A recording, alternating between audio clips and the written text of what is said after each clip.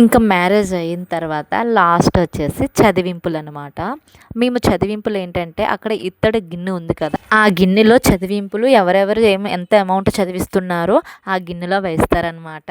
ఇంకా పక్కనే వాళ్ళు ఇంకా రాసుకుంటారు ఎంత అమౌంట్ ఇస్తున్నారని. ఇంకా అలాగే బట్టలు, ఎవరైనా గోల్డ్ ఇట్లా చదివించాలనుకుంటే అందరూ అప్పుడే చదివిస్తారు. ఇంకా దగ్గర వాళ్ళంతా ఆల్మోస్ట్ నైటే చదివిస్తారు లగ్నం అయిన తర్వాత, అదే పెళ్ళి అయిన తర్వాత. ఇంకా కొంతమంది బయట వాళ్ళు ఏం చేస్తారంటే ఇంకా మార్నింగ్ భోజనాలు పెట్టినప్పుడు ఒక బుక్ పట్టుకుంటారు కదా, అప్పుడే రాయించేస్తారు. ఇగోండి వీళ్ళకి బట్టలు కూడా చదివించారు, అలాగే వాటితో పాటు డబ్బులు కూడా చదివించారు. ఈ చదివింపులు అయిపోయిన తర్వాత ఉంగరాలు వెతకడం అనమాట. ఇగోండి కుండ ఉంది కదా, ఈ కుండలో నీళ్ళు తెచ్చి స్నానాలు చేస్తారు ఈవినింగు. ఆ కుండలో కొన్ని వాటర్ ఉంచేసి అందులో ఉంగరాలు వేసేసి ఉంగరాలు దేవిస్తారనమాట.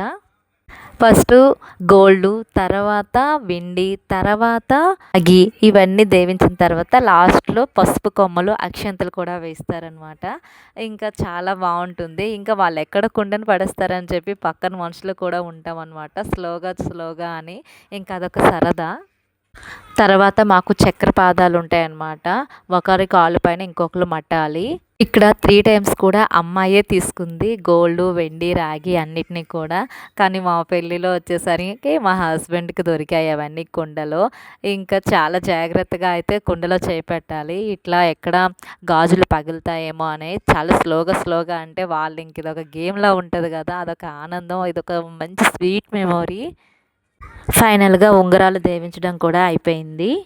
ఇంకా అక్కడ పంతులు గారికి అక్షంతలు ఇచ్చేసి ఆశీర్వదించారనమాట. ఆశీర్వదించిన తర్వాత ఇంకా అక్కడ ఉన్నటువంటి తల్లిదండ్రి అలాగే అత్తమామలు వాళ్ళందరినీ కూడా ఆశీర్వాదం అయితే తీసుకున్నారు. నా వీడియోస్ కనుక మీకు నచ్చినట్లయితే సబ్స్క్రైబ్ చేయండి, షేర్ చేయండి, లైక్ చేయండి, ఇంకా కామెంట్ కూడా చేయండి friends. Thank you for watching this video. Bye bye.